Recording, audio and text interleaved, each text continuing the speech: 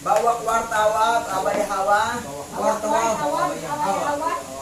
Kalhalal, abay hawa alhayang. Halal, awat-awat, lahayang.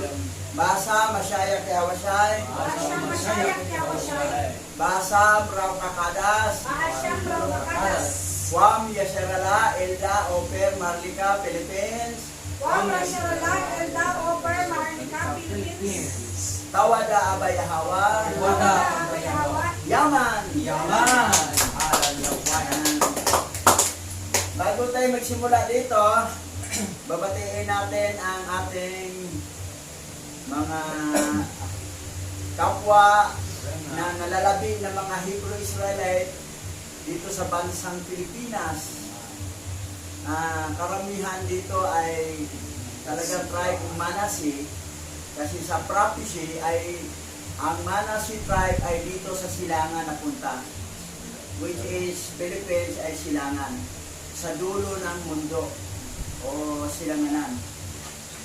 So batiin natin ang bagong pangalan nakita ko sa kanya, Jonard Ban Yasharala. Sa si Pastor Jonard Kabasag. Ano ka pangalan niya? Jonard Ban Yasharala. Adios ha. Okay, kumusta kayo dyan? Mga taga Davao, Digos Davao, Del Sur, o Del Norte ba yan? O Occidental, Oriental lang. Basta part ng Davao. Okay, sa Toledo City, sa Cebu, si Pastor Sabadja Ala. Kumusta kayo dyan mga taga Cebu? Ang alam ko ang Cebu kasi Sibulon tribe. Sibulon tribe. Pero nakapangalan pa rin talaga ay Manasi tribe. Dahil yung naiwan doon sa Israel noong 70 ang tatlong tribong natira, tribe of Judah, tribe of Benjamin, and tribe of Levi. Pero silang tatlo, si Levi, si Judah, si Levi, si Benjamin, ang tawag nila ay Hudyo na rin. Tribe of Judah na rin. Si Apostol Pablo at saka si Apostol Juan, sila ay tribe of Benjamin. Pero ang sabi niya, Hudyo sila. Pag Hudyo kasi, Hudyo, Huda yan. Pero Huda na rin. Dito, ang mga Sibulon, mga Niftali sa Mindanao, tribe of Manasi na rin. Tribe of Manasi na rin. Kasi ang Sibulon, kasi minsan niloloko ng amo yan eh. Niloloko ng kapitbahay. Mabuti ang tribe of Manasi, walang niloloko. Kaya recognize talaga ang tribe of Manasi. Walang niloloko. Sikat ang Ninono eh. Naging gobernador ng Egypt eh. Yung ating great-grandlord. So, yan. Okay. Sa Ahoy, Iloilo, Pastora Corazon Castillo, kumusta kayo dyan? Mga taga Iloilo, na mga remnant, Hebrew Israelite. Pagbati mula dito sa Luzon, Montalban, sa Metro Manila. At diretso tayo sa Lanao del Norte, sa Liangan East, Pastora Corazon Castillo. Kumusta kayo dyan? Mga remnant Hebrew Israelite, Manasi tribe. So, ipamusta natin si Isaiah Yasharala. Kaibigan kong nasa Amerika yun eh. Tribe of Judah yata siya eh. Nakausap kami sa video. 5 asawa niya. Sabi niya, Akya boy, magkagdag ka rin. Encourage pa ko sa kanya. Okay, si Michael Whitefeld. Nasa Amerika pa rin, mga tribe of Judah yan.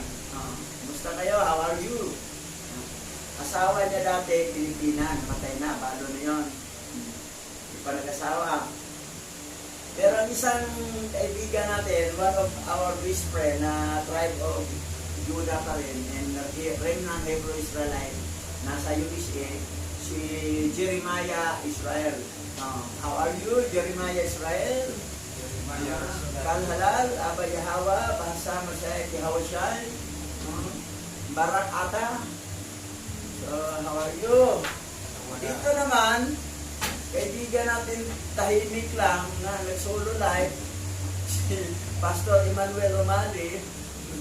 Alam ko rin nandun yan dahil lahat basta gumagamit ng pangalan. Ang iba naman dito kasi, nag-convert ng modern. Nagpahaba na sila buhok dito lang mahaba. Kulang na sombrero na lang na itim.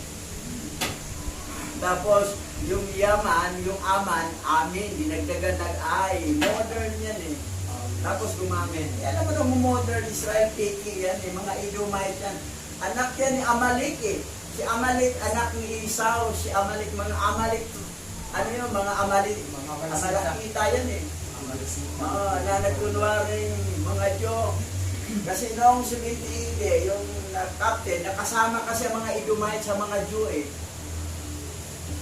Alam mo naman na ang mga kapwa, talagang bumalik sila, nag-claim na sila, Jew na sila eh. Actually, rate naman talaga yun eh. Tapos, alam mo naman i-declare na, kasi German sila eh, i-Edomite siya, sabi niya, tuluari kayo, patayin ko kayo lahat. Pinapatay ni Claire. Interview si Claire, nung pumatay kay Hudyo, sabi na wala kong Hudyo pinatay. Kanya totoo Hudyo, mga kababayan ko yan ha. Naingit lang si Claire sa mga dating joy. Kaya pala pinatay sila ni Oo, pinatay na Claire. Kasi pareho sila mga German eh, mga Aliman eh. Nagtupunwari, kasi si Claire doon.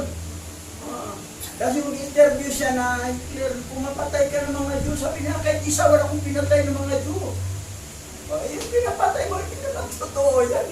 Mga piki, alam na Claire ng mga piki, kasi pinapatay niya. Kasi kadugo nila yan eh. Tapos, nagyabang pang Jew, nagkunwari.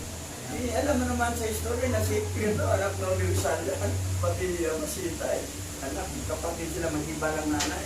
Yan ang kwento. Sa tinawag dito ng confirmatory. Pero hindi pa 100% na sure. Pero yun ang sinasabi. Isa lang ang tatay, Hitler sa kaniya Masita. Yun. Ngayon, siguro magsimula na tayo dito. Sira ang ating pindot-pindot. Operator na lang dyan. Okay, ang ating topic ay ganun pa rin. Nandito na, 10 na lang ang kulang eh. Hanggang 50 kasi ito eh. So, learn about the book of Jubilee, chapter 39 to 40. Actually, dito, ang daming natutunan talaga dito. Kaya, hindi pinasok sa Vatican canon ang aklat nito. Kasi maraming matuklasan ang kanilang mga dinono nilang mga Polynesian. So, yan sa Tagalog, alamin ang tungkol sa aklat ng Jubileo. So, 39 to 40 na tayo, may 10 na lang ang balance.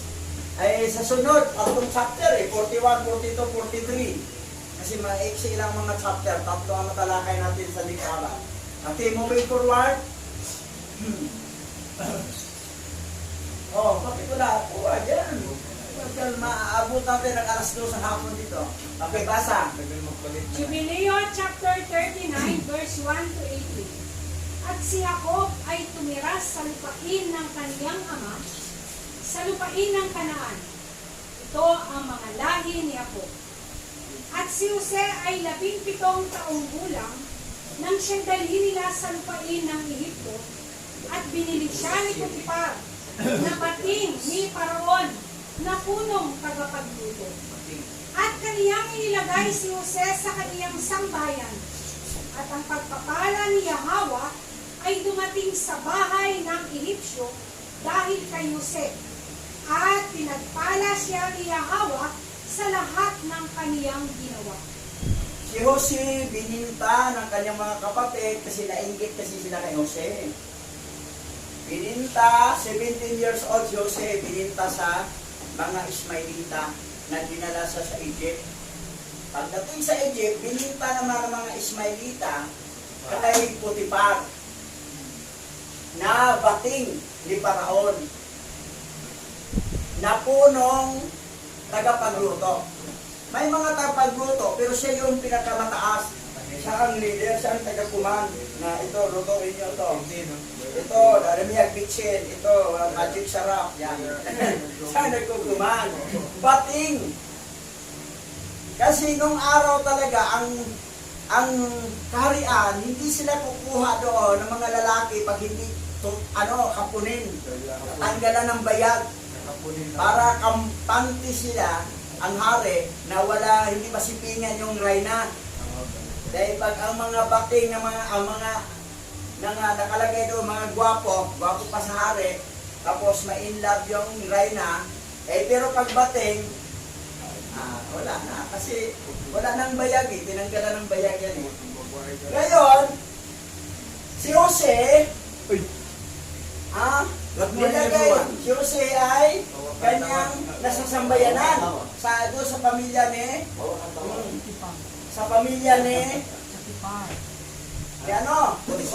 ni Potifar.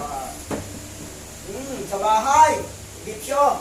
Dahil si Jose ay pinagpala siya ni Yahawa sa lahat ng kanyang ginawa. So pinagpala na rin si Potifar. Tandaan natin, si Potifar ay nabating ni Paraon na punong tagapagluto. The same time dito si Potifar ay sacerdote yan. Tuloy tayo. Moving forward. Sira ng pindot natin. Okay. Ngayon, tingnan natin comparison King, Good News Bible to. Good News Bible. Genesis chapter 39 verse 1. Pakibasa pa sa Si Jose at ang asawa ni Potifar. Dinala nga si Jose sa Ehipto at doon ipinagbili siya ng mga Ismailita kay Potifar, isang Ehipsyo na pinuno sa pamahalaan ng Paraon at kapitan ng mga tanod sa palasyo. Iba dito si Potifar ay pinuno ng tanod. Pamahalaan ng Paraon sa kapitan. Iba ang nakalagay dito. Gagamit tayo ng original version dito. Punta muna tayo sa King James. Okay, moving forward. Okay, sige basa. Genesis chapter 39 verse 1. At ibinaba si Jose sa Ehipto at binili siya ni Potifar, uno ni Paraon, na kapitan ng bantay, na lalaking taga-Ehipto, sa kamay ng mga Ismailita na nagdala sa kaniya roon. Nakalagay ito King James version to Si Potifar ay siya'y captain of the guard. Sa Tagalog, kapitan ng bantay. Pero doon sa Book of Jubilee, si Potifar ay isang bating na pinuno ng tagapagluto. Tagapagluto dito, kapitan ng bantay. Doon sa isa, tanod. Doon sa bantay. Parang hit ng tanod doon sa Good News Bible. Dito naman, kapitan ng mga bantay. Mga sa kumbaga PSG. OIC. Okay, tuloy tayo. Dito tayo sa original. Moving forward. Ito na original to. Sige pa. Ayan. Ito original version to Hebrew, English, Tagalog, Hebrew, English. Unahin natin Tagalog. Ito. Genesis chapter 39 verse 1. At si Jose ay binaba mula sa Ehipto at binili siya ni Potifar na bating ni Paraon na punong tagaluto na isang Ehipsyo sa kamay ng mga Ismailita na siyang nagdala sa kaniya mula roon. Dito sa English. And Joseph was brought down from Egypt, and Potifar, Paraon's eunuch, the chief cook, an Egyptian, bought him from the hand of the Ismailites who brought him down from there. Pansinin mo original Hebrew to. Ang itong mga guhit ito yung late ancient Hebrew, hindi yung Paleo Hebrew na iba ang kanyang karakter. Pero nakalagay dito, si Potiphar Ay po. na bating ni Paraon na punong tagaluto. Pareho doon sa Jubilee. Jubilee. Kapareho Pero sila. yung doon sa King James at saka doon sa Good News Bible, kapitan ng tanod. Tanod. So, Ang layo. kita mo yun, ang layo. Ang layo. Paano nila nililing lang yung mga version? Dinoktor talaga. Oh, mabuti na lang, high-tech na nga kasi ngayon sa Google Translator, ito, matatranslate Tagalog, ito, pwede translate English, kahit anong lingwahe sa buong mundo. Koreano, Japanese, lahat. Yun na, natutugpasan natin. The chip cook. Oh, di ba? Oh, the chief cook. Pinuno. Oh, si Potiphar, Pharaoh, si Unok, the chief cook, and Egyptian. Oh. Dito pareho sila. Pinuno sa pagluto. Ngayon, Ayan, ma. ang iba naman nating mga masyadong tiwala sila sa King James. Yan. Corrupted pa rin ang King James. Corrupted pa rin. Ligaw pa rin Ito yan natin, sila. hindi nyo kaya to kailangan kasi marunong kayong magbasa dito. Marunong kayo sa alphabet. Hanggang hindi kayo matuto dito, hindi nyo kayang matranslate. Yan. Kailangan pangjagaan talaga to. Dalawa yan. Na mag-aral. Yan, yan. Oh, Pastor Buddy, marunong basa yan eh. Oh. So, tiyaga. Pag may tiyaga, may nilaga. Pag may nilaga, may mahain. Pag may mahain, may makain. Resulta, tabatsoy. Kasi laging kain eh. Tuloy tayo, moving forward. Walang makakaya to. Oh, ngayon, balikan natin ang Jubilee ha. 39. Balikan natin. Basahin ko dito, Sora. Jubileo chapter 39 verse 1 to 18. At si Jacob ay tumira sa lupain ng kaniyang ama, sa lupain ng Kanaan. Ito ang mga lahi ni Jacob. At si Jose ay 17 taong gulang nang siya'y dalhin nila sa lupain ng Ehipto. At binili siya ni Potiphar na bating ni Paraon na punong tagapagluto. At kaniyang inilagay si Jose sa kaniyang sangbahayan. At ang pagpapala ni Yahweh ay dumating sa bahay ng Ehipsyo dahil kay Jose. At pinagpala siya ni Yahweh sa lahat ng kaniyang ginawa. Nakita nyo ha? Ang Jubilee at saka yung original translation, original Bible na i-translate natin ay the same. Pero ang King James at saka yung Good News Bible, iba. Talagang pinagluloko ang sangkatawan. Iba nila eh. Doon pa rin lang galing yung kinuha eh. I-translate pero binabago nila eh. Dinukturan talaga. Kaya sa English Potiphar and Unok O para. of Peru. The chip. Peru, the chief cook, group team, yan. Dinala si Joseph, 17 years old, 17 years old si Joseph yung panahon na yan. Yung pinaka-grand lolo.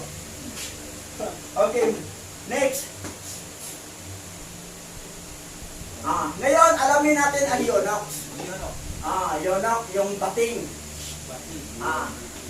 Remove the six. Sa English, remove the sixth organ. Itlog yun eh. That emit sperm. Tagalog, bating, inalis ang mga organo ng kasarian na naglalabas ng sperm. Tatlong klaseng, apat na klaseng bating. Apat, sige. Tuloy. Okay, basa. Tagalog na. Bating, ang mga lalaking kinapon noong sinaunang panahon ay tinatawag na mga bating. Ito ay mga lalaking pisikal na inalisan ng bayag. Sa sinaunang panahon, ang mga bating ay naging mahalagang mga opisyal sa kaharian ng sinaunang mga hari. Iba yung basiktumis ha? Yung basiktumin. May pinuto lang na ugat. Pero itong bating, nung sinauna, tanggalan ka talaga ng bayag. Baboy talaga, O no? itlog. Parang ito yung baboy. Tanggalan itlog. Parang magkapon, tanggalin talaga ng bayag. Itlog. Yan ang bating. Kasi pag magtrabaho ka sa kaharian, nandoon ka sa palasyo, Para magustuhan ng reyna. Magustuhan ng reyna o prinsesa. So, ang ginawa ng hari, okay, malaki ang sahod mo, pero kailangan tanggalin yung bayag mo para makapasok ka sa trabaho. Ang ginagawa naman nila, malaki namang sahod pero tanggal ang bayag. Si Potiphar, mabuti na lang, pumasok siya, may anak na siyang babae, wala siyang anak na lalaki. Gusto na yung ampunin si Joseph Sabi niya, may anak na siya, si Potiphar ng babae, si Asenat. Ang anak ni Potiphar, maliit pa to, di na kasama ni Sina. Ang Sina doon, kaya lang nanunukso yung nanay, kasi pati pala wala palang bayag si Potiphar. Tinutokso si Joseph. Okay, ito rin natin, moving forward. Basa. Acts chapter 8 verse 27. At siya'y nagtindig at yumaon. At narito, ang isang lalaking taga-Ethiopia, isang bating na may dakilang kapamahalaan na sakop ni Candace, reyna ng mga Ethiop, na siyang namamahala ng lahat niyang kayamanan. At siya'y naparoon sa Jerusalem upang sumamba. Nagtingkod siya sa reyna. Siyempre yung hari, kailangan tanggalin mo ng itlog sa'yo, yung bayag mo. Yan, yung taga-Ethiopia. Pero, na-convert siya kay Hawa siya nang humamba siya sa Jerusalem, taga-Ethiopia to. So, ito yung bating na talagang tinanggalan ng bayag. Kasi pag magtrabaho ka sa karian. Yan. Okay, next. Basa. Deuteronomy chapter 23 verse 1. Ang isang lalaking kinapot o naputulan ng ari ay hindi maaaring ibilang sa sambayanan ni Yahweh. Yan ang problema. Hindi accept ni Abba Yahweh ang isang bating na tinanggalan ka ng bayag. Alis ka na rin sa pagkarimnan mo pag magpakapon ka. Dami pala. Sinabi yan, Deuteronomy 30 at 23, ang sabi rito, a man who is cast off or has his genital cut off cannot be counted among Yahweh's people. Hindi siya counted. Hindi siya counted. Kapag hindi ka bating, pero nagpabating ka dahil nagpakapon ka dahil may apply ka ng trabaho para malaking sahod, di ba? Wala na kang feeling ng So, kaya lang, kung ikaw ay Hebrew-Israelite, di ka nakabilang sa Israelite, sa sambayanan. Tanggal ka na. Okay. Yung Hiyonok, Hinter naman yun nagsisimba. Pero Hebrew-Israelite ka, di ka na kasama sa Okay, next. Basa. Matthew chapter 19 verse 12. Sapagkat may iba't ibang dahilan kung bakit may mga lalaking hindi nakapag-asawa. Ang ilan ay dahil sa kanilang katutubong kalagayan. Ang iba naman ay naging damuhan dahil sa kagagawan ng ibang tao. Mayroon namang hindi nag-aasawa alang-alang sa kaharian ng langit. Dapat itong gawin ng taong nakakaunawa sa katuroan ito. Merong bating talaga na inborn. Bakit inborn siya? Talagang pagpanganak niya, paglabas niya, ay wala siyang manoy. Kung daanan lang ihi sa kanya. Ganon sa babae, may babae ding bating. Merong kwento dito, total life story to. Isang mayaman na may naggugustuhan siyang babae, gusto niyang pakasalan. Ang babae ayaw talaga, ayaw. Pero makulit ang mayaman, pinilit. Sa madaling salita, to make the long story short, kasal sila. Ngayon, isang gabi, nagsama sila kasi asawa na niya. Kinabukasan, sinauli ang asawa niyang babae doon sa baybyanan niya. Paulit ko sa iyo yung hindi pa, wala. Paano ko ma-enjoy? Wala. Ang butas niya, daanan lang ihi. Yun lang. Bating na babae. Meron talagang tao. Involved. Member nga namin sa Ascolaucan. 1 years old pa yun. pinakita. Kaya lang, ibang klase siya, nandun ang dalawa, may armas sa lalaki, may armas sa babae, pero babae siya. Pero kumpleto, may armas sa lalaki siya, may armas din sa babae. Nandun ang dalawa, Doble para yun. hindi bating yun, may armas eh. Kumpleto armas dalawa eh. Doble para. Ang labas doon, double function. Doble para yun. Double function.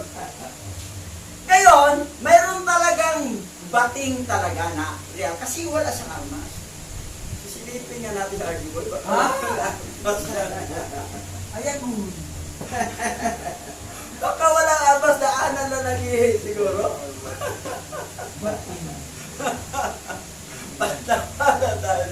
Mayroon talaga, yun ay sinabi dito ni Yahweh siya sa mga apostoles. Mayroon talagang involved talaga. May pangalawang bate, talagang sinadya yung tinanggalan talaga siya dahil gustong trabaho na malaki sahod. Mayroon namang hindi. Ang pangatlo namang pagkabating, talagang hindi talaga siya mag-asawa Alang-alang sa kanila. kasi alang-alang sa ministry katulad ni Apostol Paul. Hindi siya nag-asawa. At katulad ni Tikla, di ba? Si Tikla yung babae, di ba? Gusto ayaw talaga niya. Kasi gusto niyang ilaan ang panahon niya para sa paglilingkod. Yun ang gift of eunuch o bating. Parang pigilin niya ang sarili niya sa laman, kukontrolin niya alang-alang sa ministry. Ako naman, hindi naman pwede. Kasi hindi naman ako marunong magluto. Mag-ministry mo isa. Sino nagaluto? Wala magluto. Okay lang, marunong ko magluto. So, kailangan talaga may partner. Ngayon, ito naman kaibigan natin taga-Indonesia na tribe of Joseph daw siya, Ephraim. Ayaw niyang tawagin sa tribe of Ephraim. Kasi hindi kasi nakasama ang word Ephraim sa 144,000 sa Revelation eh. Tribe of Joseph lang daw siya. Gusto na rin siyang magbating. Kasi para masama daw siya sa 144,000. Yan ang kanyang paniniwala. Tayo na makalabas at siya. wala kasing nakagusto sa kanya, sa daming niligawan niya, wala. So naisip niya, gusto niyang maging member ng 144,000, yung doon, mga walang asawa yun eh. Pero hindi kasi kailangan manunood sa video natin yun, yung topic na 144,000 para maintindihan niya. Kung ang 144,000 ay talagang kahit malaki na, talagang virgin ba talaga yun, no? Mga sanggol yun na pinatay ni Herodes noong panahon na maliit pa si Hawa siya, at naabot ng 144,000. Walang tribe of Dan at saka tribe of Ephraim doon. Kasi wala sila. Ang mga sanggol na yon ay mag-reincarnate. Sila yung 144,000. So, siyempre, napatay sila na hindi nagsinungaling. Yung bata pa eh. Sinungaling mong bata. Eh, kung sabihin mo na, mag-membro ako, hindi ko makasawa. Pero ang tanong, nagsinungaling ka naman eh. Qualified.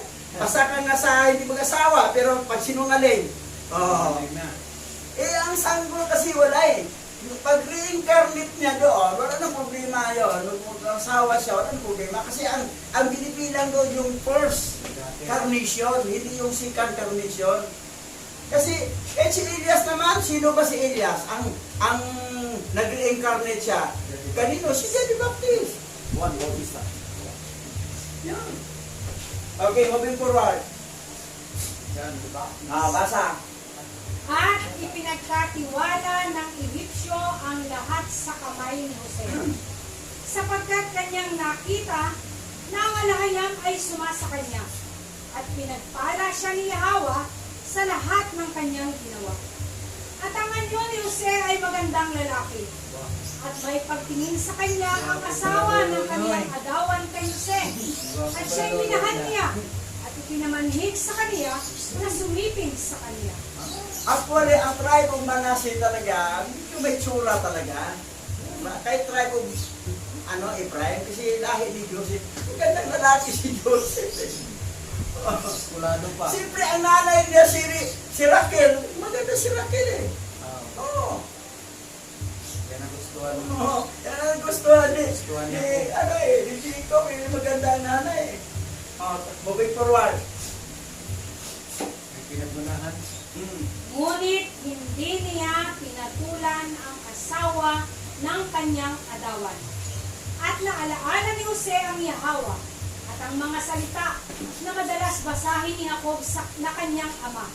Mula sa mga salita ni Abraham na walang sinumang lalaki ang makikiapid sa isang babae na may asawa, na ang sinumang gumagawa ay may parusang kamatayan na itinakda sa langit sa kataas-taasang alahayam, at ang kasalanan ay tatala sa walang hanggang aklat sa harap ni Yahawa. Yan. Yan ang batas eh. Death penalty ang hatol, sipingan mo yung babae na may asawa, na hindi mo naman siya asawa, death penalty. Sa mga bansang Islam, bitay. Sa Israel, papatuhin hanggang mamatay. Kasalanan, yun ang natanda sa iisip ni Joseph. Ay, hindi ko, hindi na asawa niya. Kahit alam niya, bating kasi hindi na, pero hindi, kasi naasawa eh. So, yan, nakita ko kasi kay Joseph, matino talaga si Joseph. Matino. Ang pagkabaero si Joseph, ay nagpadaan ko siya, nakakahatay, magkita pa siya ng patutok eh. Manukang pala niya, hindi niya alam. Okay, moving forward. Tuloy. At naalaala ni Jose ang mga salitang ito, at tumanggi siyang sumiping sa kanya. At siya ay nakiusap sa kanya sa loob ng 1 taon. Ngunit si Jose ay tumanggi at hindi nakinig. Ngunit niyakap niya siya at hinawakan siya ng mahigpit sa bahay upang pilitin siyang sumiping sa kanya. At isinara niya ang mga pinto ng bahay at hinawakan siya ng mahigpit. Ngunit tumalon si Jose at tumakbo. Naiwan niya ang kanyang damit at tumakas sa kanyang harapan na walang damit. Pero mo ha, Yay. yun rin ang biyanan niya. Mamaya, ikumpleto detalya sa sunod. Kasi, si Potiphar, di ba? Asawa ni Potiphar. Bating ni Paraon. Asawa pala niya. Yan, gano'n. Tuloy. At nakita ng babae na hindi sisiping sa kaniya. At siya'y siniraan niya sa harap ng kaniyang adawan na sinasabi, ang iyong lingkod na Hebreo na iyong minamahal ay nagsisikap na pilitin ako upang siya'y sumiping sa akin. At ito ay nangyari na. Nang aking itinaas ang aking tinig, siya ay tumakas at naiwan ang kanyang damit sa aking mga kamay. At nakita ng Ehipsyo ang damit ni Jose. At narinig ang mga salita ng kaniyang asawa. At inihagis si Jose sa bilangguan sa dakong pinagkukulungan ng mga bilanggo na ikinukulong ng hari. So, kita mo yung kwento, binaliktad, no? Binaliktad. Ang kwento. Kwento talaga. Tapos, sinabi pa niya, nangyari na. Kumbaga, nakuha talaga ni Jose. Assuming, oh. Sabi siguro ni Potiphar, bating kasi ako eh. Kaya nagkaintindihan kita eh. Kaya lang, di rin pwede yun. Masama talaga yung ano eh. So, anong ginawa na kay Jose Toroy? Moving forward. Yan lang na. At naroon siya sa bilangguan. At binigyan ni Yahawa si Jose ng biyaya sa paningin ng pinuno ng mga bantay sa bilangguan at habag sa harap niya, sapagkat nakita ng mga bantay ng bilangguan na sumasa kanya si Alhayam, na umunlad ng lahat ng kanyang ginawa. At ipinagkatiwala niya ang lahat ng bagay sa kanyang kamay, sapagkat ginawa ni Jose ang lahat ng bagay, at ginawang ganap ito ni Yahawa. Yan. Tulong si Jose, no? Okay. Forward. Nakapalit sa pinuno ng mga At nanatili siya roon ng 2 taon. At ng mga araw na yon ay nagalit si Paraon na hari sa Ehipsyo laban sa kaniyang 2 bating, laban sa punong katiwala ng Sarok at laban sa punong magtitinapay. At inilagay niya sila sa bilangguan sa bahay ng punong tagapagluto sa bilangguan na pinagkukulungan ni Jose. At hinirang ng pinuno ng mga bantay sa bilangguan si Jose na maglingkod sa kanila. At naglingkod siya sa harap nila. At kapwa silang nanaginip ng isang panaginip. Ang punong katiwala ng saro at ang punong magtitinapay. At kanilang isinaysay kay Jose. Okay. May dalawang bating pa, no? Yung kinulong. Hindi si Potifar yan, ibang bating. Kasi itong punong magtitinapay dikiri. Tapos yung puno naman, ang punong katiwala ng saro.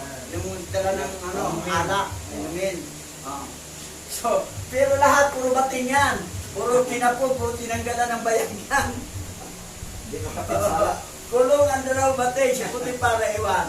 Matino ko si Potifar Kasi sacerdote si Potifar Ngayon, ito na ngayon, may panaginip. Okay, next. Dalawang panaginip, nag-iisa sila.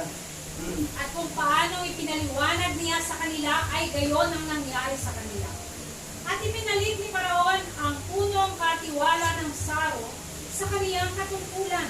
At ang punong magtitinapay ay kaniyang pinapay. Gaya ng pinaliwanag sa kanila ni Jose. Ngunit nakalimutan ng punong katiwala ng saro si Jose sa bilangguan. Bagamat ipinaalam niya sa kanya kung ano mangyayari sa kanya.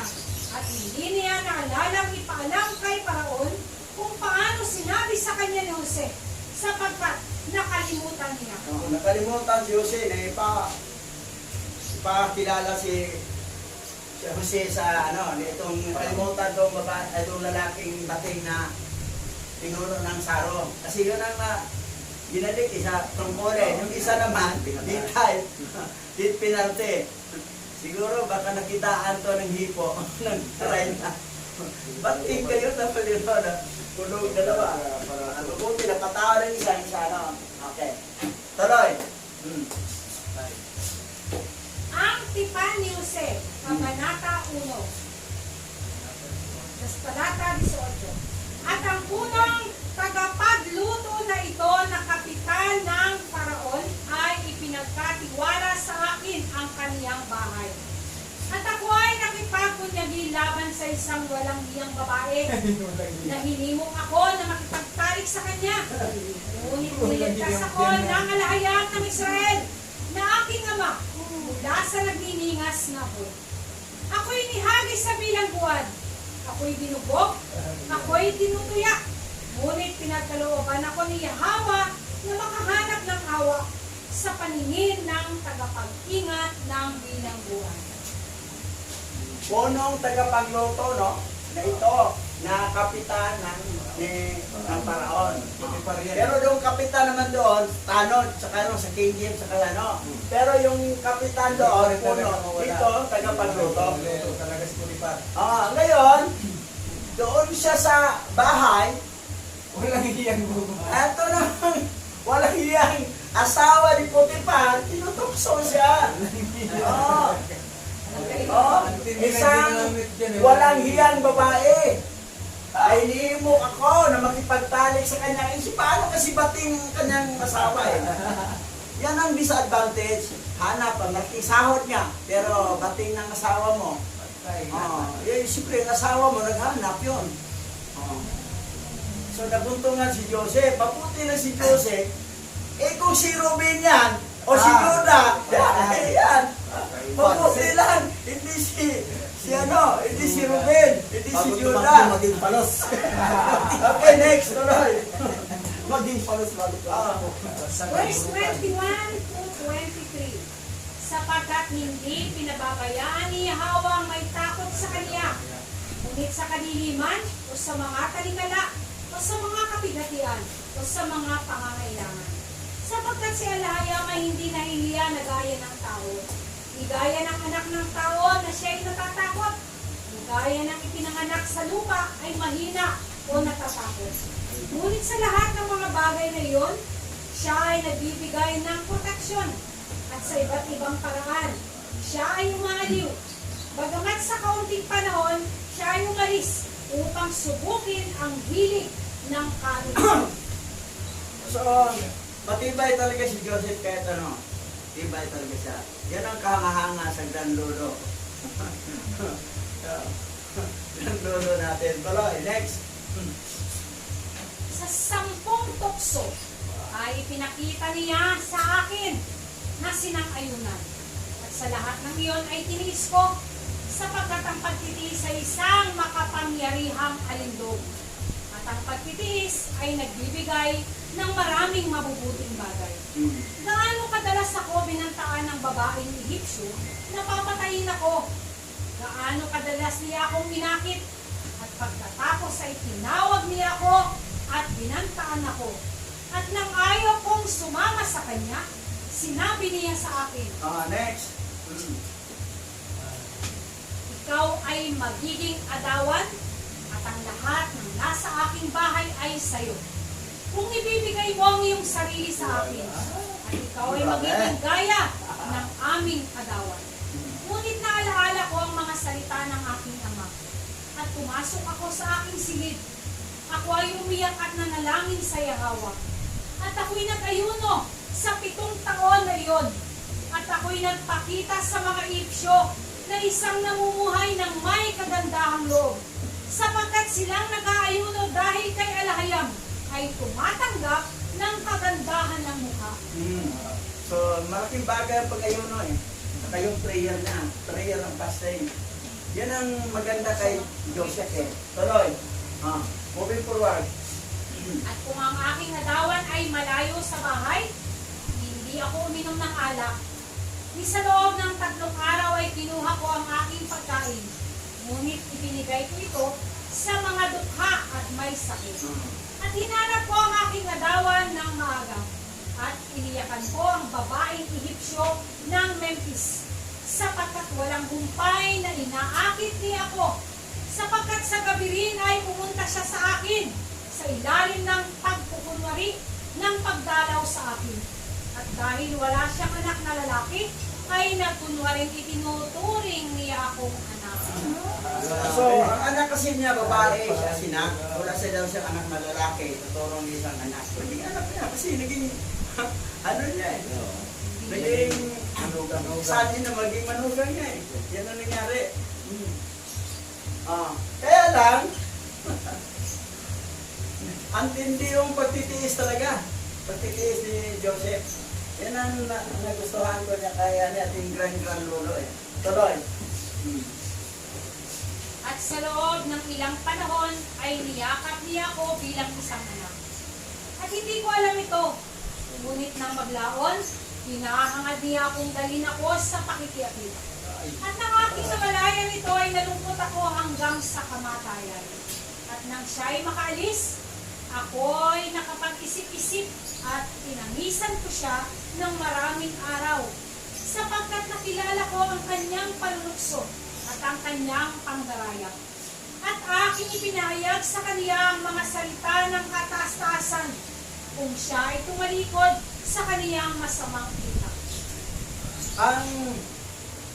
Ito si Memphis kasi, asawa ni Pupita, maunawaan din natin kasi ang asawa kasi niya, hindi na siya galawin kasi wala nang bayag eh.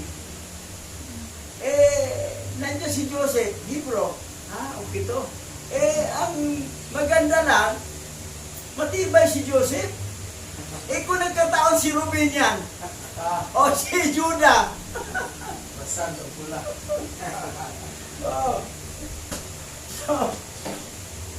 So, kita mo yung mga grand lolo natin, yung matibay. Tuloy, next. Madalas, sa makatuwid, siya ay nambobola sa akin ng mga salita bilang isang banal na tao. At may panlilin lang, sa kanyang pananalita ay pinupuri ang aking kalinisang puri sa harap ng kanyang asawa. Habang nagnanais na sinuin ako, doon kami ay nag-iisa. Sapagkat hayag ang pinuri niya ako bilang malinis. At sa lihim na sinasabi niya sa akin, huwag matakot sa aking asawa, sapagkat siya ay nahihikayat tungkol sa iyong kalinisang puri. Sapagkat kahit na may magsabi sa kanya tungkol sa atin, ay hindi siya maniniwala. Kasi yan, mabait kasi. Hindi lang sinabi, huwag matakot, Wala. mating yung asawa ko eh. Wala din sa'yo. Okay, next. Wala. Dahil sa lahat ng mga bagay na ito ay humiga ako sa lupa at nanalangin kay Alahayam na iligtas ako ni Hawa mula sa kanyang panlilinlang. At nang hindi siya nagtagumpay sa kanyang panunukso sa akin, bumalik siya sa akin sa ilalim ng aking pagtuturo upang matutunan niya ang salita ni Alahayam. At sinabi niya sa akin, kung gusto mong matulog sa piling ko, ikayatin ko ang aking asawa na lumayo sa pagsamba sa Diyos-Diyosan at lumakad sa kautusan sa pamamagitan ng iyong Yahawa. Talaga ano pala, sige, kumbinsin ko yung asawa ko na manampalataya na sa parampalataya yung mga Hebro. Alisin na yung Diyos-Diyosan yung Egypt eh. Okay, next. Hindi ko pala to. At sinabi ko sa kanya, hindi nais ni Yahawa na ang mga gumagalang sa kanya ay nasa karumihan. At hindi rin siya nalulugod sa mga mangangalun niya. Ngunit sa mga lumalapit sa kanya na may dalisay na puso at walang dungis na mga labi. Ngunit nakikinig si Yahawa sa mga nagnanais sumunod sa kanyang kautusan at umiiwas sa masasamang hangarin. At nag-aayuno ako at pananalangin upang iligtas ako ni Yahawa mula sa kanya. So, prayer and fasting ginawa ni Joseph para hindi talaga siya madaig sa tukso kasi antindi, ang kulit ko talaga ito si Greenpeace eh. Okay, next. At muli, sa ibang pagkakataon ay sinabi niya sa akin, kung hindi ka mangangalun niya, papatayin ko ang aking asawa sa pamagitan ng lason at kunin kang maging asawa ko. Kaya nga, nang marinig ko ito, hinapak ko ang aking mga damit at sinabi ko sa kanya, babae, igalang mo si Alahayam at huwag mong gawin itong masamang gawa. Baka ikaw ay mapahamak sapagkat aking ihahayag sa mga tao itong plano mo. Yan, tuloy. Sige. Kaya't siya ay natakot at nakiusap na huwag kong sabihin kaninuman. At siya'y umalis at guminhawa ang aking kalooban. At pagkatapos ay pinadalhan niya ako ng pagkain na may halong mga engkanto. At nang dumating ang bating na nagdala nito, tumingala ako at nakita ko ang isang kakilakilabot na lalaki na nagbibigay sa akin ng pagkain na may dalang tabak kasama ng pinggan. At napagtanto ko na ito'y kanyang pakana upang dayain ako. Yung pagkain na yun, may gayuma yun eh. Hindi talaga niya kinain. Kasi nakikita sa pagitain na may dalang tapak ng tao na ano. Okay, next. At nang siya ay makaalis ay umiyak ako. Hindi ko natikman iyon o ang alinmang pagkain niya. At sa sunod na araw ay lumapit siya sa akin at pinagmasdan ang pagkain. At sinabi sa akin, bakit hindi ka kumain ng pagkain? At sinabi ko sa kanya, ito ay dahil pinunan mo ito ng nakamamatay na mga engkanto. At paano sinabi mo na kay Yahawa ka lamang sumusunod? Na gumagawa ka pa rin ng ganito sa akin? Oo, yan. Kasi sabi ni Nimpes, sumunod ako kay Yawa. Tapos gusto ko na i-convert pang asawa niya si Potiphar. Pero sabi niya, susunod ka, gumagawa ka pa rin ng kalukuhan. So, dasir mo na dyan kay Joseph. Okay, next. Ay. Ngayon, alam ko na, ang alahayam ng aking ama ay nagpahayag sa akin sa pamamagitan ng kanyang anghel ng iyong kasamaan. Ay hatulan ka, maliban kung ikaw ay makitaan na nagsisi. Ngunit upang malaman mo na ang kasamaan ay walang kapangyarihan sa kaniya na sumasamba kay alahayam ng may kalinisang puri, masdan mo, kukuha ako nito at kakainin ko sa harap mo. At pagkasabi ng gayon, nanalangin ako ng ganito, ang alahayam ng aking mga ninuno at ang anghel ni Abraham ay sumama sa akin at kumain ako. Oo. Pinakita na niya. Oh, si kainin ko to, pero protection na ako ni Hayam dito. Para hindi tumalab yung gayumang nilagay niya. Yung lumay. Ayan, kinain. Walang ipik na. Toroy, next. At nang makita niya ito, nagpatira pa siya sa aking panan. Umiiyak at itinayo ko siya at pinayuhan. Nang nangako siyang hindi nagagawa ng kasamaang ito. Ngunit ang kanyang puso ay nakatutok pa rin sa kasamaan. At siya ay tumingin sa paligid kung paano ako masilo. At buntong hininga nang malalim siya ay nalulumbay. Kahit na siya ay walang sakit. At nang makita siya ng kanyang asawa, sinabi niya sa kanya, bakit nalulumbay ang iyong mukha? Nalumbay kasi hindi na, bating ka kasi pakapon ka di ba na? Ito naman tinutokso ko, ayaw lang magpatulan. Di ba ano? So, nalulumbay talaga, nalulumbay ako dahil ikaw, hindi ka naman makagawa sa akin, ginawa ka ng bating paraon. Tapos ito naman, tinukso ko, ayaw din. Hindi rin ako patulan. Di ba nalulumbay talaga ako? Okay, next. Ulitin. At sinabi niya sa kanya, ako ay may kirot sa aking puso. At ang aking mga daing ng aking espiritu ay pinahihirapan ako. Sa gayon inaliw siya ng kanyang asawa nang walang sakit. Pagkatapos, alinsunod ay sinamantala niya ang isang pagkakataon. Siya ay sumugod sa akin habang ang kanyang asawa ay nasa labas pa. At sinabi sa akin, ako ay magbibigti sa aking sarili na tumalon ako sa isang bangin kung ikaw ay hindi sisipin sa akin. Okay, alam ko. Alam ko sa pagkakasumitin. Magbigti ako, tatalon ako sa bangin. Grabe na, may drama na. Talaga matindi. Ang design. Best actress. Okay, next. At nang aking nakitang espiritu ni Bilyar ay bumabagabag sa kanya, ako ay nanalangin kay Hawa at sinabi sa kanya, bakit? Ikaw ay kahabag-habag na babae. Ikaw ay nababagabag at nabubulag sa mga kasalanan. Alalahanin mo na kung ikaw ay magpapakamatay. Si Asteho, ang babae ng iyong asawa, ang iyong kariban, ay bubugbugin ang iyong mga anak at kanyang sisirain ang iyong alaala mula sa lupa. Bugbugin ang iyong mga anak. Ito, kasama dito si Asinat. Wala na silang anak lalaki, babae lang. Mga anak, ibig sabihin, hindi lang pala si Asinat lang anak na may babae pa. Mga anak plural So, may mga kapatid pa si Asinat, pero kailan babae lang lahat. Ito naman, ito yung nakagusto naman kay Putipar. Kaya lang, problema si Putipar, hindi na nga Baka hindi alam siguro. Ako na nga, pag nasa palasyo ka, siguradong gawin ka talagang bating doon. yung anak na lang ang sasaktan. Next. At sinabi niya sa akin, o kung gayon, mahal mo ako. Sapat na ito sa akin.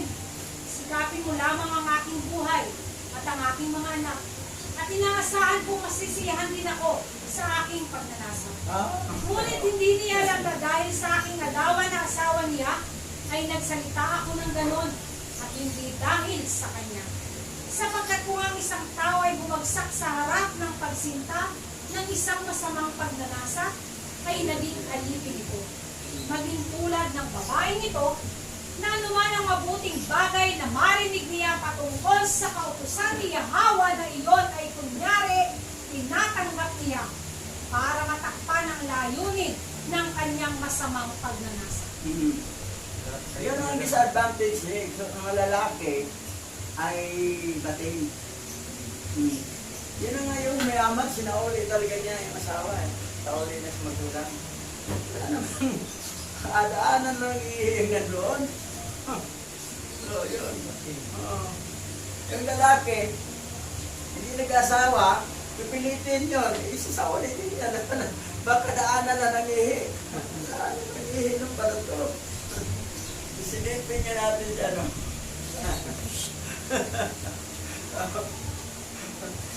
Nabanggit yung pangalan ko yung kanina, ngayon hindi na nabanggit. Parinig mo yun. Pero bakit yung pangalan kanina pa? Sasabihin mo, meron ba kong armas? Meron ba armas, baril? Isyo lang yung dinilit. Okay, next. Tuloy. Ipinapahayag ko sa makatuwid sa inyo, mga anak ko, nang mga ika-anim na oras nang siya ay umiwalay sa akin, at ako'y lumuhod sa harap ni Hawa buong araw at buong gabi. At bandang madaling araw ay bumangon ako habang umiiyak at nananalangin na palayain siya sa masamang pagnanasa. Isang araw, tinawagan niya ang aking mga kasuotan. Pilit akong kinalagkad upang makipag-ugnay sa kanya. Nang makita ko na ang kanyang kabaliwan, ay hawak niya nang mahigpit ang aking damit. Iniwan ko ito at tumakas na ugat. Tumakas yung uban. Kasi may pinawakan eh. Ayaw talaga Tumakas bitawan. ang uban. Ayaw kaibigan.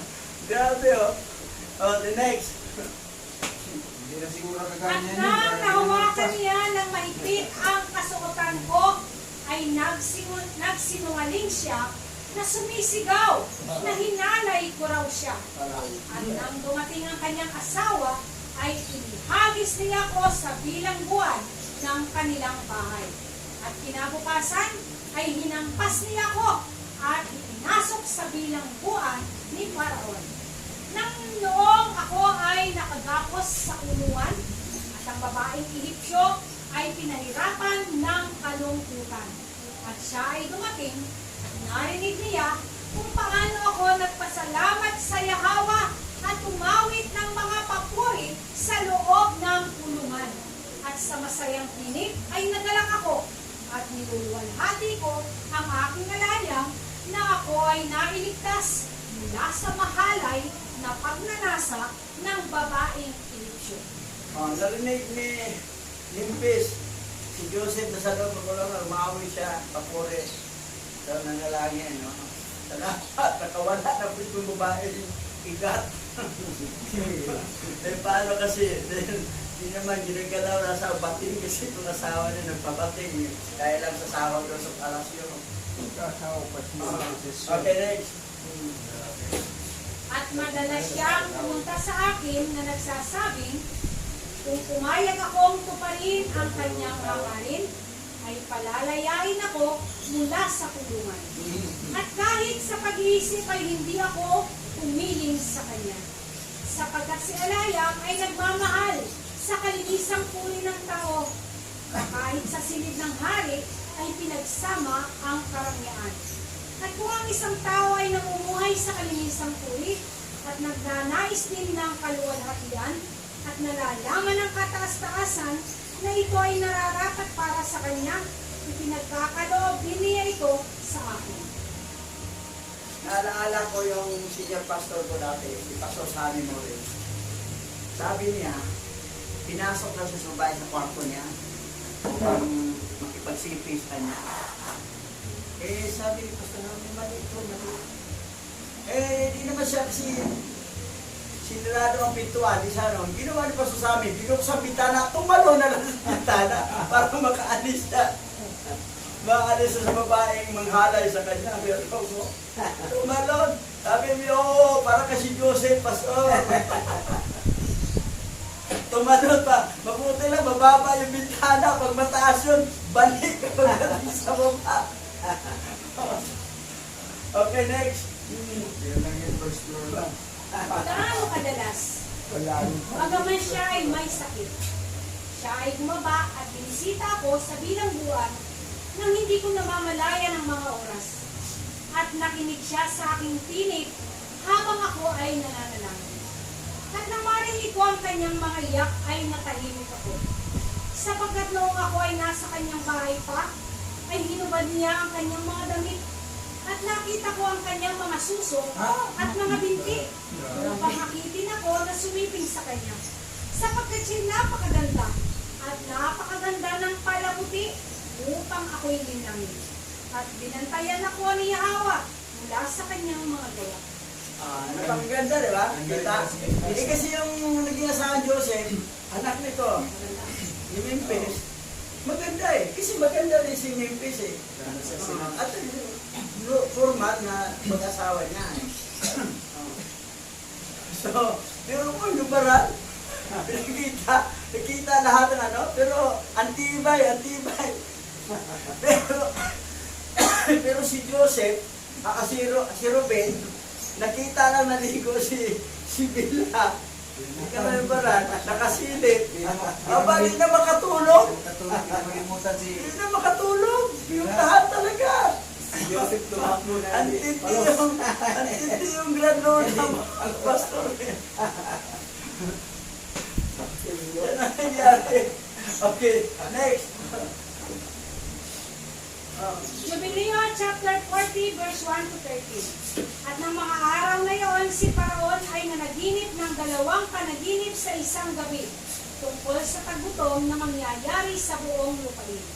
At siya'y nagising sa kaniyang pagkakatulog at tinawag ang lahat ng mga tagapagpaliwanag ng mga panaginip na nasa Ehipto at ang mga mahiko at sinabi sa kanila ang kanyang dalawang panaginip at hindi nila nagawang ipayag ang mga ito. Tuloy, next. Mahaba to. Sige. At pagkatapos ay naalala ng punong katiwala ng Saro si Jose at nagsalita tungkol sa kanya sa hari at inilabas niya siya mula sa bilangguan. At sinabi ni Jose sa hari kung ano ang kanyang dalawang panaginip. At kaniyang sinabi sa harap ni Paraon na ang kanyang dalawang panaginip ay isa. At kaniyang sinabi sa kaniya, 7 taon ay darating na magkakaroon ng kasaganaan sa buong lupain ng Ehipto. At pagkatapos ay 7 taon, ay susunod ang 7 taon na tagutom. At isang tagutom na hindi pa nangyari sa buong lupain. Kung pansinin mo ha, lahat ng mga bad na nangyari kay Joseph, stepping stone yun. Kasi kung hindi siya nakulong, paano siya matuklasan ng hari?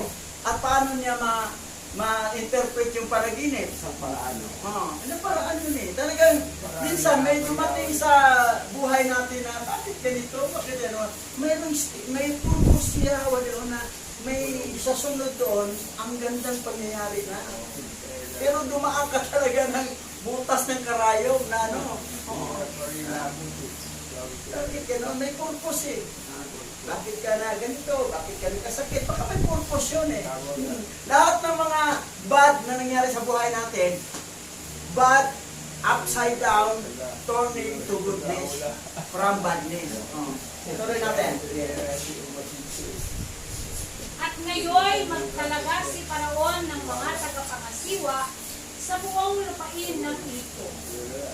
At sila ay mag-imbak ng pagkain sa bawat bayan sa mga araw ng mga taon ng kasaganaan. At magkakaroon ng pagkain sa 7 taon ng tagutom. At nang huwag mapahamak o magugutom ang mga tao sa panahon ng tagutom. Sapagkat ito ay magiging napakalubha. At binigyan ni Yahweh si Jose ng biyaya at awa sa mga mata ni Paraon.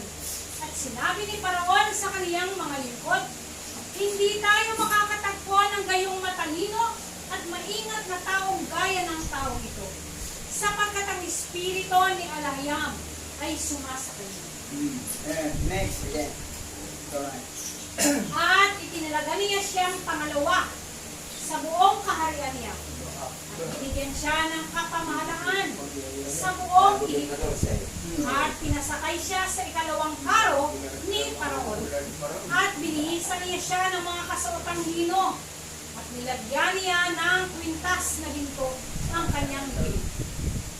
At isang tagapagbalita ay nagpahayag sa harap niya ng El wa Aberan.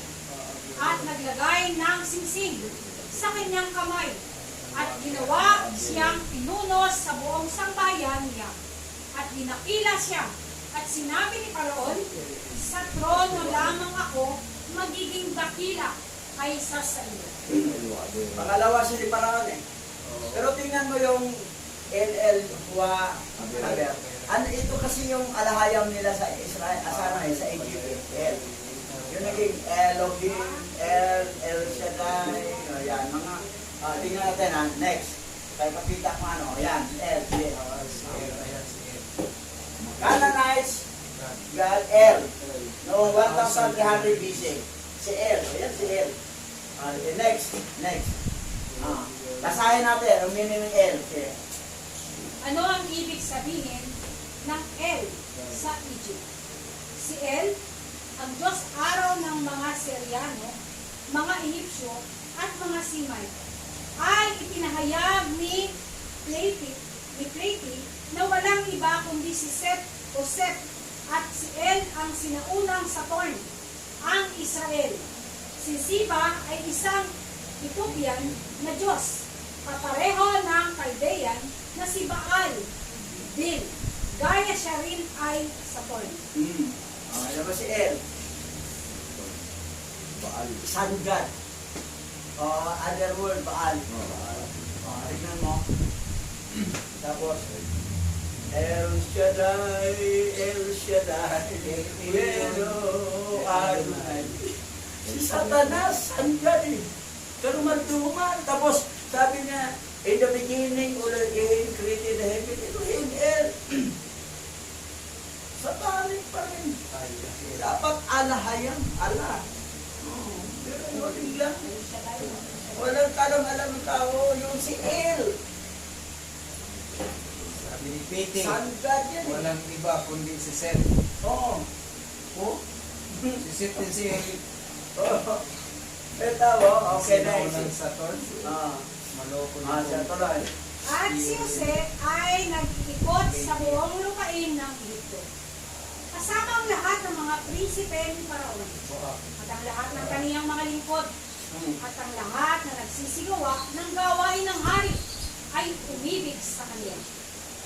Sapagkat siya'y lumakad sa katuwiran, sapagkat siya'y walang kapalaluan, at hindi siya tumatanggap ng mga regalo o lagay sa mga tao.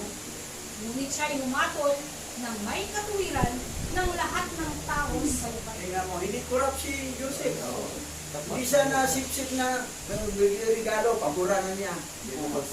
Talagang honest to God si Joseph. Kita mo yung ano niya, yung karakter niya talaga. Honest and goodness, wala siyang panluloko. Matino talaga siya. Pero ang tinding tukso niya sa laman eh. Pero minsan, stepping stone to siya para mapunta sa kulungan. 2 years sa kulungan eh. Pero mo, tagal-tagal yan, 2 years. Kasi yung bad na nangyari sa kanila, turning into goodness yun. That's why yung mga bad na nangyari sa atin, naglilingkod tayo, huwag natin isipin na masama yun. Stepping stone lang yan, nadadaanan talaga natin para sa kalahatian sa sunod. Okay, next. At ang lupain ng Ehipto ay payapa sa harap ni Paraon dahil kay Jose. Sapagkat ang Yahweh ay sumasa kanya, at binigyan siya ng lingap at awa sa lahat ng kaniyang mga salinlahi, sa harap ng lahat ng nakakakilala sa kaniya, at ng mga nakarinig tungkol sa kaniya, at sa kaharian ni Paraon na maayos, at walang satanas na nanggugulo, at walang masasamang tao doon. Kita mo? Sa panahon na ni Joseph namuno, walang satanas, hindi naggulo si Mastimas. Si Mastimas mo talaga yung satanas na malayong umiikot, kasi lahat sila kulong eh. Walang masamang tao, then walang masamang espiritu, hindi talaga nakagalaw. Kasi surrender si Mastima kay ano. Kita mo yung anointing ni Joseph. Okay, next. At tinawag ng hari ang pangalan ni Jose na si Pantit.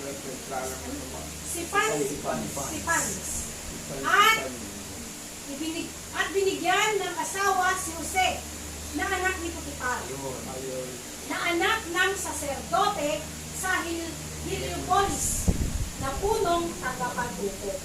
At ang araw na si Jose ay tumayo sa harap ni Paraon, siya ay may 30 taong gulang nang siya ay tumayo sa harap ni Paraon. Sino ang biyanan ni Jose? Yung bating, Asawa pala pero niya. sa sirdote pala yan ha. Asawa pa ni Puno. Kaya puno. Puno tagapagluto. Siya pa rin kapitan. Cook na siya eh. Leader oh. Chief cook na siya pero hindi siya punong kapitan kasi Oh. yung kapitan kasi pag sinabing kapitan meron yung mga Sasagot siya. punong Punong. Anak ng Oh. sasagot.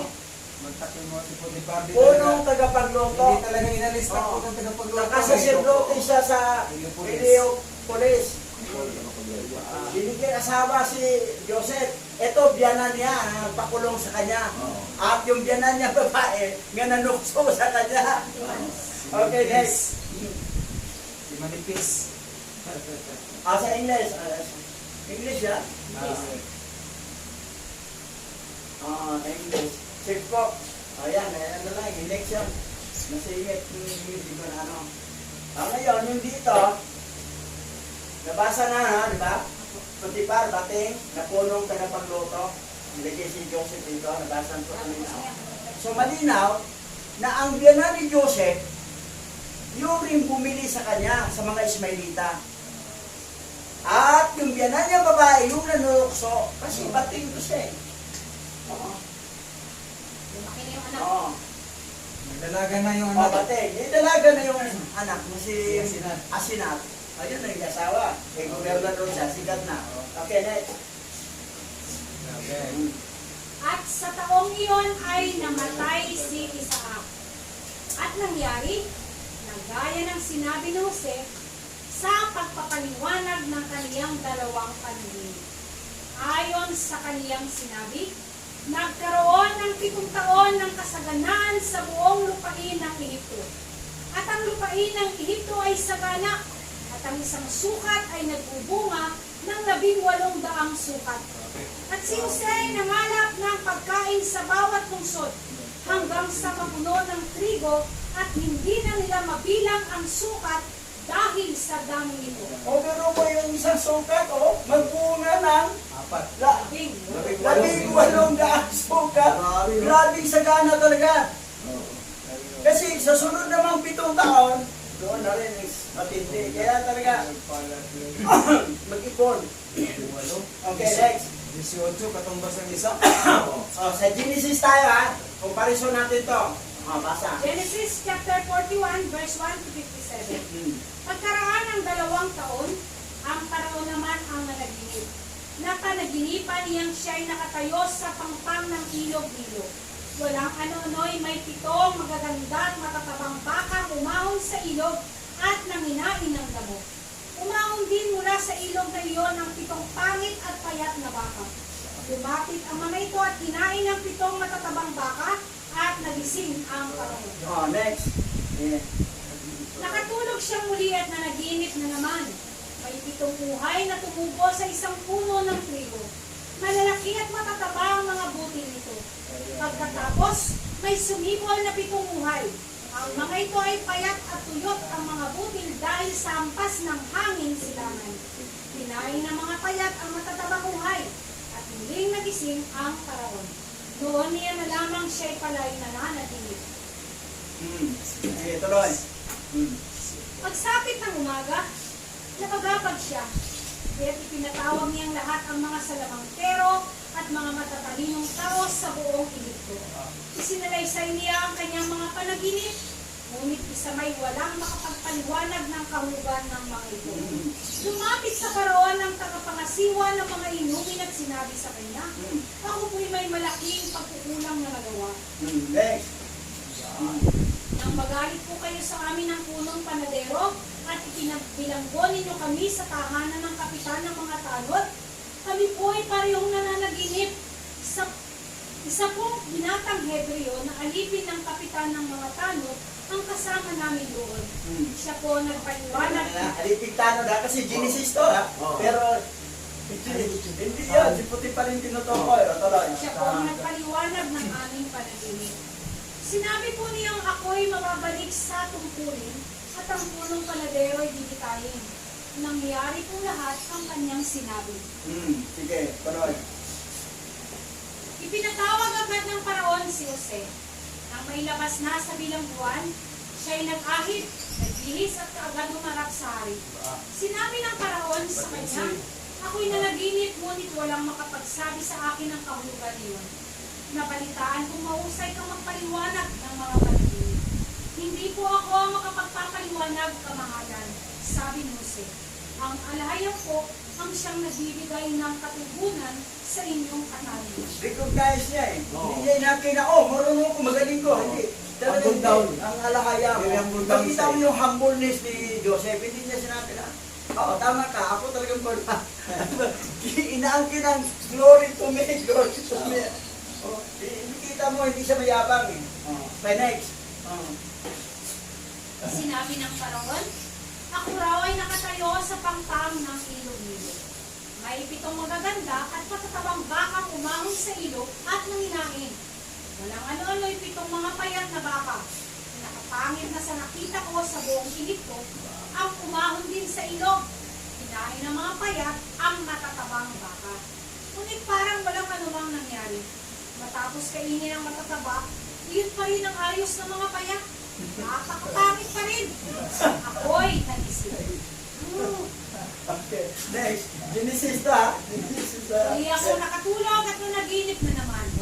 May nakita akong 7 buhay sa isang puno ng trigo na hitik ng hinog na butil. Sa puno rin ito, may sumibol na 7 buhay. Ngunit kanta, napakapayat na mga butil at linuyo ng aming silangan. Kinain ng mga payat na uhay ang matataba. Isinalaysay ko na ito sa mga salamangkero, ngunit walang makapagpaliwanag sa akin. Bigla mo, wala nagpaliwanag talaga. Kita mo. Kasi i-ready talaga kay Joseph yun eh. Okay. Next.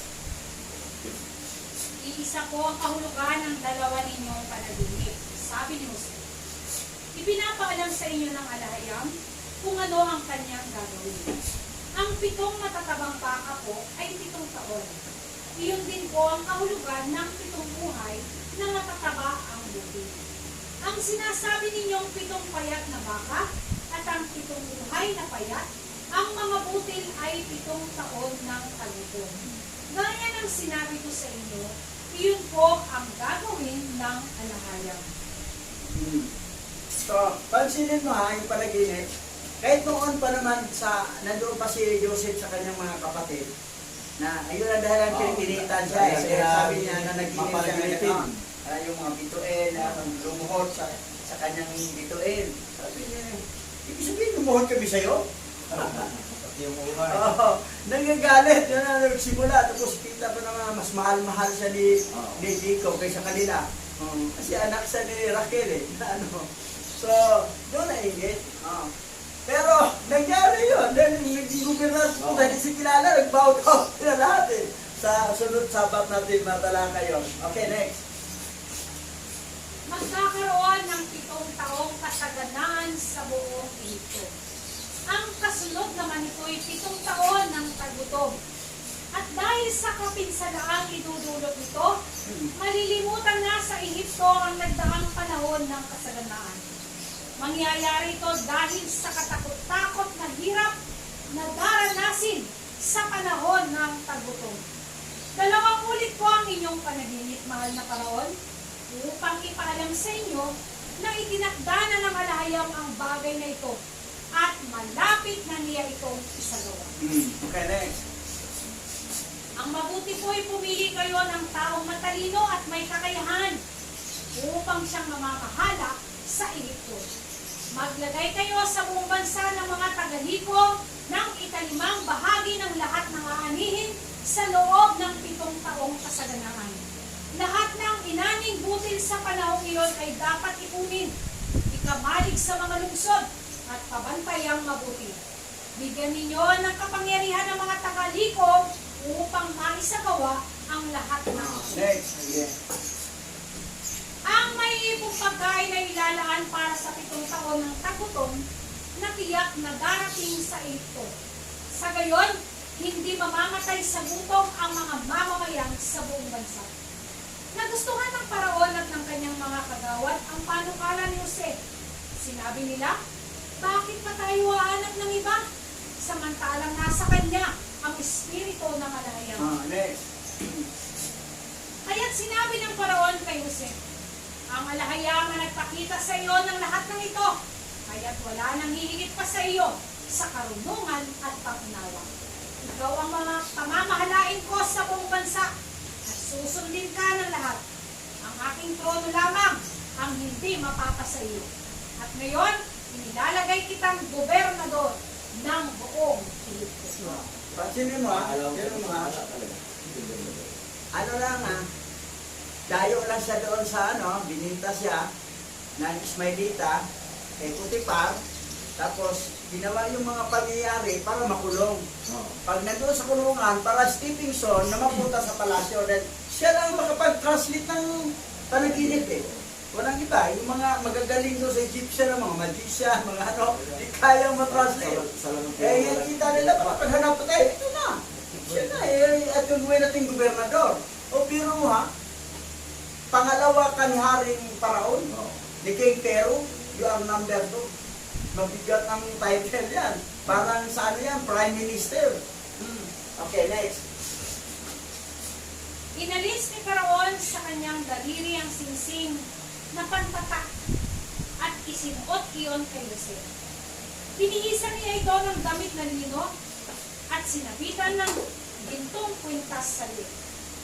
Inagamit kay Jose ang pangalawang sasakyan ng hari at binigyan siya ng tanod pandangal na nauna sa kanya at sumisigaw. Lumuhod kayo! Sa gayon, pinailalim sa kanya ang pamamahala sa buong Pilipino. Yan. Ganyan kasikat siya, no? Si Joseph. Okay, next. Sinabi ng Paraon kay Jose, ako ang Paraon at ikaw ang aking pangalawa. Ngunit kung wala kang pahintulot, walang sino man sa Ehipto na makagagawa ng anuman. Binigyan niya si Jose ng bagong pangalan, Sak Tinat Kanela, at ipinakasal sa kanya si Asenat na anak ni Potipera, ang pari sa Heliopolis bilang gobernador. Pinamahalaan ni Jose ang buong lupain ng Ehipto. Pero mo, ginawang bakla, ang Potipar, Tapos, iba ang pangalan sa pinat Kanea. paniya. Oo. Pinatan niya. Iba, no? Diba? Pinause. Singkin, ano to ha? Genesis to. Okay, tuloy. Ngayon, compare natin. Ito, King James to. Kanina, good news sa sinong isa. Basahin natin, ha? Compare natin. Pera. Genesis chapter 41 verse 45. At pinangalanan ni Paraon si Jose na Sapnat Panea at ibinigay ng asawa sa kaniya si Asenat na anak ni Potipera na saserdote sa Un. At lumabas si Jose sa lupain ng Ehipto. Pera pa rin. O si Pera pa rin. Tapos, praise of on. Tapos, ang pangalan niya dito, sa pinat pa. Sa niya. Sapnat eh. Sa pinat eh, sapnat. Pupunta tayo sa original, ha? Sige, next. Dito tayo sa original ngayon, ha? Translate, Tagalog na basahin. Genesis chapter 41 verse 45. At tinawag ni Paraon ang pangalan ni Jose na Sipantipanas. At ibinigay sa kaniya si Asenat na anak ni Potipar na saserdote sa Heliopolis na kanyang asawa. At si Jose ay lumibot sa lupain ng Ehipto. Tama. Ito ang kapareho sa Jubilee. Tama to. Sa English. Original Hebrew. And Pharaoh called Joseph's name Sipantipanes and gave him Asenat, daughter of Potiphar, the priest of Heliopolis, for his wife. And Joseph went around the land of Egypt. Hebrew translation. Tagalog, English. So makikita mo yung kahit King James at saka yung Good News Bible, talagang iba talaga. Hindi nila translate talaga. Mabuti na ngayon, may Google Translator na tayo. Lalabas talaga ang totoo. Ngayon, ano ang kalalabasan dito? Pareho sa Jubilee. Iba ang Genesis. Okay, next. Ginawang bading si Potipar. Para tuloy. 30 taon si Jose na magsimulang maglingkod sa Paraon. Pagkaalis niya sa harapan ng bahay, inibot niya ang buong Ehipto. 7 taong nag-ani ng sagana sa buong lupain. Inipon ni Jose ang lahat ng pagkain sa Ehipto at ikinamalik sa mga lungsod sa loob ng 7 taon ng kasaganaan. Inipon niya sa bawat lungsod ang mga pagkain inani sa palibot nito. Okay. Balikan natin yung Google Translator, ha. Noong araw kasi, walang Google Translator. That's why na tayo, lahat ng tao, tiwala sa Bible. Ay, iba, King James ay kay video. Madali din na din. Ito sa Bible, lalong lumabo ang malayo sa Pero doon lang kasahan ng tao. Ngayon, may translator na ang Hebrew Bible, kaya natin ma-translate ng anong lingwaheng gusto natin. Nabibisto ngayon. Nandito na tayo sa huling mga oras. Mabibisto na talagang panluloko ng mga satanas na yan. Ng mga Lucifer na yan. So, yun. Okay, next. Gawin niyo pang banding si Putipara. Ang naipon niyang trigo ay sinidami ng buhangin sa dagat. Kaya't hindi na niya tinatakal dahil sa langit. Bago dumating ang tagutom, nagkaanak si Jose ng 2 lalaki kay Asenat. Tinawag niyang Manases ang panganay. Sa mga sinabi niya, loob ng alayam na malimot ko ang aking naging hirap sa bahay ng aking Panginoon. Anak ni Putipar at saka ni Minpis. Ngayon, ito naman sa ginawang bakla si Putipara. Putipara. Ay, Kaya Putipara. matuwa ito mga panulokong translation ngayon. No? Ito marami kayong mga pastor ng Babylon. May bulig. Marami kang alam ng Bible Putipara, hawak. ha? Putipara. May bulig. Tapos ang pangalan ni si binago pa. Ngayon, tuloy tayo. Di na nga magkabira-kawala ng bayan. Di ba ang pandi? Ibrahim naman ang ipinangalan sa pangalawa. Sapagkat ang sabi niya, May bulig ka talaga. pinagkalooban ako ng alahayam ng mga anak sa lupain ng aking paghihirap. Natapos ang 7 taon ng kasaganaan sa Ehipto. At sumunod ang 7 taong tagutom, tulad ng sinabi ni Jose. Ngunit sa buong Ehipto ay may pagkain, samantalang tagutom sa ibang bansa. So, siyempre, sa 7 taong kasaganaan, ang iba kasi mga bansa, walang kalam-alam, normal. Nandoon si Joseph, siya yan si King Pero na mag-ipon talaga. Yan, nakapag-ipon. Para ready sa next na 7 years na may stock sila na sa ibang bansa, walang akala normal, tuloy-tuloy. Naging tanyag ang Ehipto eh. Oo. Kasi lahat ng bansa sa kanila pupunta Oo. para bumili ng Ehipto. Next, continue. Nang wala nang makain ang mamamayan, sila'y dumaing sa Paraon. Sinabi niya sa mga taga-Ehipto, magpunta kayo kay Jose at sundin ninyo ang kanyang sasabihin. Lumaganap ang tagutong sa buong bansa. Binuksan ni Jose ang lahat ng mga kamalig at pinagbilhan ng trigo ang mga taga-Ehipto. Palubha ng palubha ang tagutong sa buong Ehipto. Lumaganap din ito sa ibang mga bansa. Kaya't ang mga mamayan nila ay pumunta sa Ehipto upang bumili ng pagkain kay Jose. Yan. Okay, next. Ngayon, Mateo. tingnan natin compare natin King James, good nyo, basa. Matthew chapter 23 verse 12. Ang nagmamataas ay binababa at ang nagpapakumbaba ay itataas. Okay, King James. At sino mang nagmamataas ay mabababa at sino mang nagpapakababa ay matataas. Yun si Joseph. Tingnan mo si Joseph, nagpakababa, hindi nagyabang, nagtiis sa mga tukso. Okay, tinaas. Pero mo, Prime Minister, Governor, pangalawang pinakamataas na tao sa Egypt, na hindi naman siya Egyptian. Pero dahil sa panaginip na na-explain niya, at saka sabi ni kay Pero at saka yung mga kagawad, konsilor na, yan na, hindi natin maghanap ng iba. Nasa kanyang wisdom eh. O yan. Ay sikat na ngayon si Joseph. Dati, yung kinulong, rapist ka pa lahat. Binugbog pa sa kulungan, rapist ka pa lahat. O, pero ngayon, gobernador, pero kita mo siya, hindi siya tumanggap ng mga lagay-lagay. So, ang magpakababa, itataas talaga. Pero yung magpataas, ibababa. So yung mga pastor na mahilig magpasikat sa sarili, dapat hindi ba tao ang magpasikat sa iyo? Hindi ikaw. Kasi nagbuhat tayo ng bangko dyan eh. Okay, next. Yan. Lucas Basa. 11. Lucas chapter 14 verse 11. Sapagkat ang nagmamataas ay ibababa, at ang nagpapakumbaba ay itataas. Ito naman sa King James. Sapagkat ang bawat nagmamataas ay mabababa, at ang nagpapakababa ay matataas. Yun ang nakita ko sa itong kamag-anak ko na nasubo na ngayon. Sanay kasi magbuhat ng bangko. Hindi magparang pakumbaba. Ikukorek mo, ayaw magpakorek. Sabi mo, parang bang siya lang magaling? Sige, magaling din siya.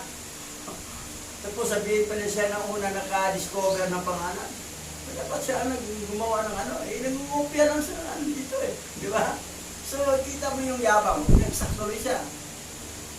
So, mas maganda talaga magpakababa para si ayahawa ng mag-angat sa atin eh. Ganun nangyari kay Joseph. Okay, next. Ayan, awit na pala tayo. Okay. Awit na tayo. Kagandahan. Alalawaya.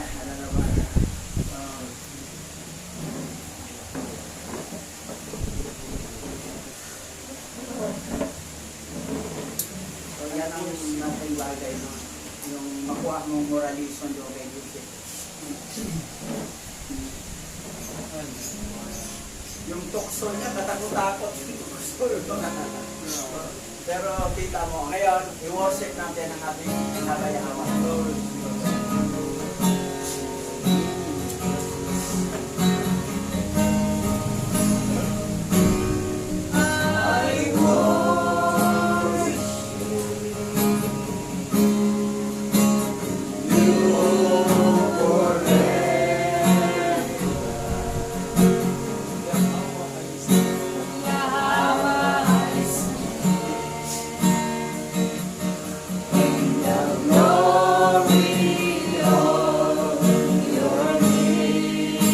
I cry holy.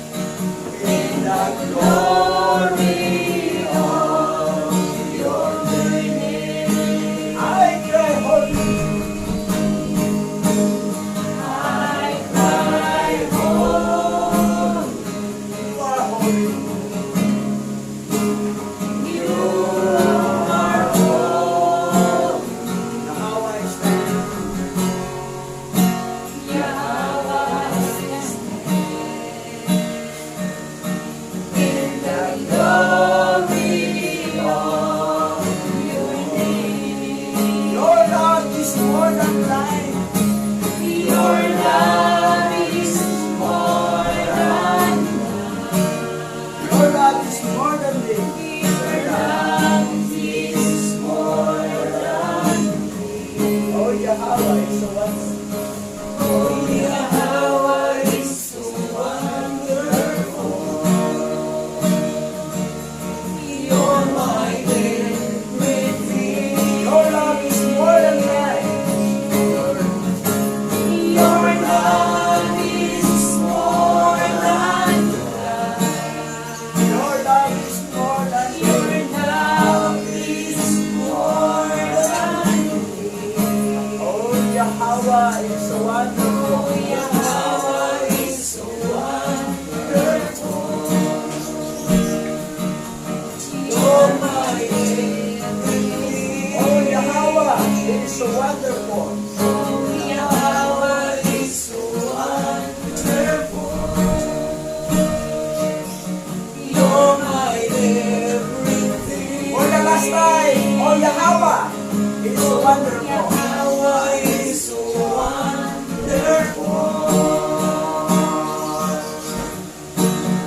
You're my everything.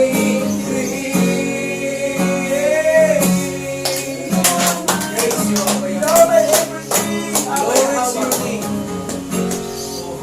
Oh, so wonderful. Salamat po, Abba Yahweh. Kasi ginawa mo para mailigtas sa gusto ang buong mundo sa taon. Ginagamit mo ang tao marunong mag-iswala. Marunong tumiis ng iba-ibang mga tukso sa buhay. Oh, Abba Yahweh, salamat po sa buhay. Tayo manalangin. Sorry, sorry.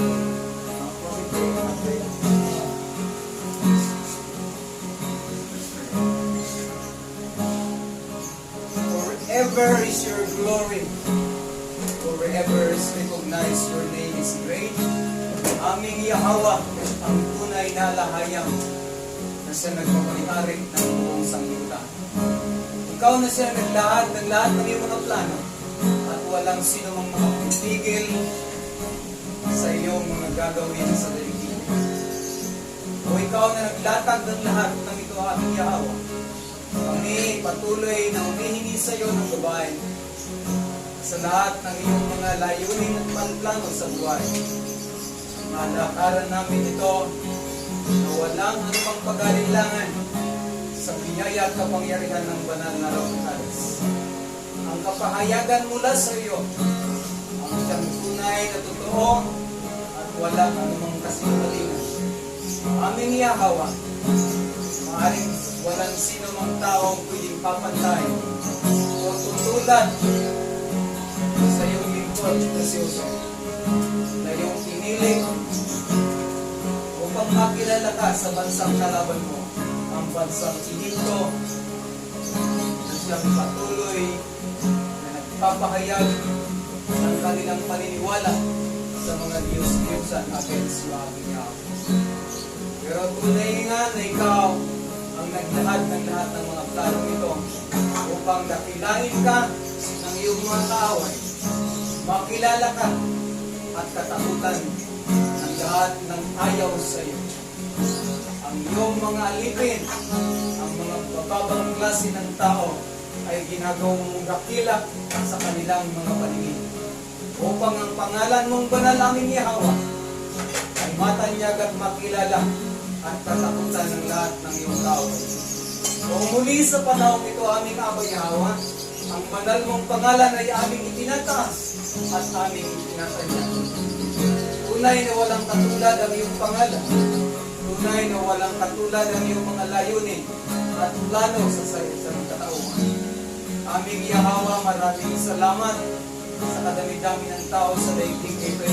Isa kami sa napili mo upang maging iyong mga katiwala at putusan na ang iyong pangalan ay muling maipakilala sa lahat ng remnant ni Jacob. O purihin ka aming Yahweh at patuloy kang dakilain sa lahat ng lugar na may mga remnant ni Jacob. At pagpalain mo ang kanilang buhay at espiritu, makilala nila ikaw ang tunay na lahayang ang tinalikuran sa aklat ni Makabayo. Dakilain ang iyong pangalan at matanyag ka sa buong sandaigdigan. Sa lahat ng mga banyaga, ikaw ay patuloy na kilalanin aming alahayang. Ang tunay na Yahweh na nagmamayari ng lahat ng may buhay. Pinupuri ka namin sa umagang ito. Ikaw lang ang aming pinararangalan at tinatataas sa assembly ito, sa buhay ng aming bishop, sa buhay ng iyong mga lingkod na walang kabuluhan. Sa lahat ng ikaw patuloy na kikilalanin at sasambahin sa lahat ng bansa na naroon ang remnant ni Jacob na iyong pauwiin upang iyong muling bigyan ng kasiyahan sa dakong banal na inihanda katulad ng gabi ng Pilipinas. Purihin ka, luwalhatiin ka aming Ama, Abay Yahweh na walang katulad. Sampahin ka mula noon hanggang ngayon at sa mga panahong darating.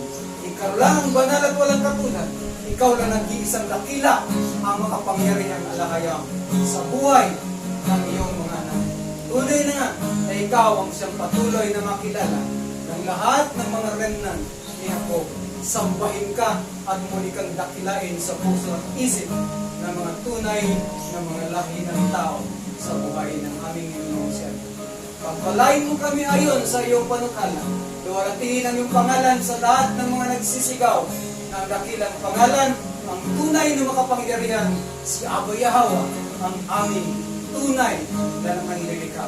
Luwalhatiin ka, purihin ka sa pangalan ni Masaya at Yahushua, naming tagapagligtas. Yaman, tayo po yung kalong,